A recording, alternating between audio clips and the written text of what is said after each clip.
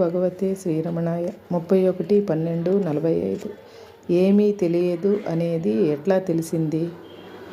గత నెల మొదటి వారంలో ఒకనాటి ఉదయాన కేవలం అమాయకుడగు పాండుడొకడు ఆశ్రమానికి వచ్చి 2-3 రోజులు ఇక్కడే ఉండి ఆ తర్వాత సత్రా భోజనం మఠానిద్ర అన్నట్టు ఎక్కడో తింటూ ఎక్కడో పడుకుంటూ భగవాన్ సన్నిధి సందర్శన భాగ్యం అనుభవిస్తూ కొన్నాళ్ళున్నాడు. వెళ్ళబోయే ముందు ఒకనాడు భగవానుని సమీపించి జంకుతూ, స్వామి, ఇక్కడ కూర్చున్న వీరంతా భగవానుని ఏదో అడగడం తామేదో సెలవిస్తుండడం సదా జరుగుతుంది. అది చూస్తే నాకు ఆశ కలుగుతున్నది. కానీ ఏం అడిగేందుకు ఏమీ తెలియదే, ఇక తరించేది ఎట్లాగూ అన్నాడు దీనంగా. భగవాన్ సాదరంగా చూసి, మీకు ఏమీ తెలియదనేది ఎట్లా తెలిసింది అన్నారు నవ్వుతూ. ఇక్కడికి వచ్చిన తర్వాత వీరంతా అడిగే ప్రశ్నలు, భగవాన్ సెలవిచ్చే ప్రత్యుత్తరాలు వింటూ ఉంటే అయ్యో మనకేమీ తెలియదే అన్న జిజ్ఞాస కలిగింది స్వామి అన్నాడతడు.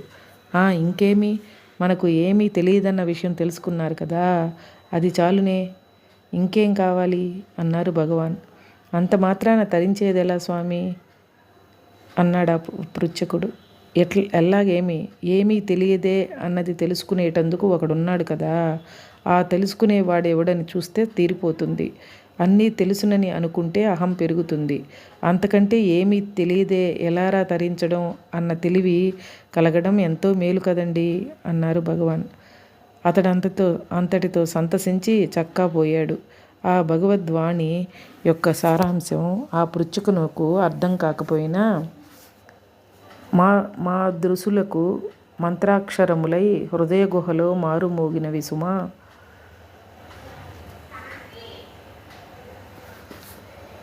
హరే రమణ.